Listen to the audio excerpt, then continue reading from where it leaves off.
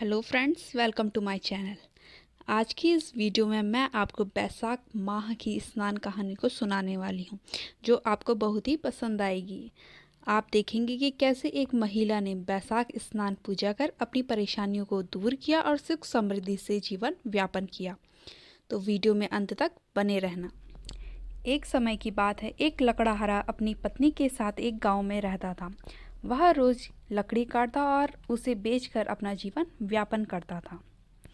बैसाख का महीना आया, सब बैसाख स्नान करने लगे। लकड़हारे की पत्नी ने भी बैसाख स्नान का सोचा और वह रोज स्नान करने लगी। जब उसका पति लकड़ी का गट्ठर लेकर आता तो वह एक लकड़ी निकाल देती और उसे अलग रख देती। वह रोज बैसाख नहाकर आती और पीपल की पूजा करती और कथा सुनती। ऐसा करते करते बैसाख माह पूरा चला गया। लकड़हारे की पत्नी ने जो रोज एक एक लकड़ी बचाई थी उसका गट्ठर बनाया और श्री हरि नारायण का नाम लिया और गट्ठर को बेचने निकल पड़ी। श्री हरि नारायण की कृपा से वो लकड़ी का गट्ठर चंदन में बदल गया। जब वह राजा के महल से गुजर रही थी तो चंदन की खुशबू पूरे महल में फैल गई। जैसे ही चंदन की खुशबू राजा तक आई, राजा ने द्वारपालों को बुलाया और कहा, यह चंदन की खुशबू कहाँ से आ रही है? द्वारपाल बोले, एक औरत चंदन की लकड़ी का गट्ठर बेच रही है। राजा ने द्वारपाल से कहा, उसे महल में लेके आओ। राजा ने लकड़हारे की पत्नी से पूछा, इस चंदन के गट्ठर की कितनी कीमत है?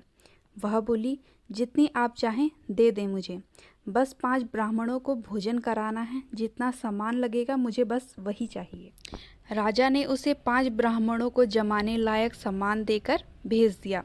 लकड़हारे की पत्नी ने 5 ब्राह्मणों को भोजन कराया और दक्षिणा दी और आशीर्वाद लिया।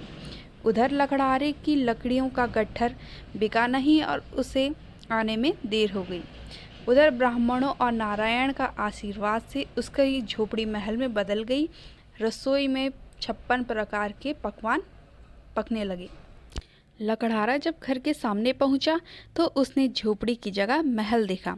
उसे देखकर उसकी पत्नी सामने आई और भगवान नारायण की कृपा की सारी बातें बताने लगी। दोनों पति पत्नी ने साथ में भोजन किया और उस महल में सुख समृद्धि से रहने लगे। हे नारायण भगवान, जैसे आपने उन पति पत्नी के भंडार भरे, वैसे ही इस कहानी को कहने और सुनने वालों के भंडार भरना और सुख समृद्धि देना। कमेंट में ज़रूर बताना आपको कहानी कैसी लगी। Please like and subscribe my channel.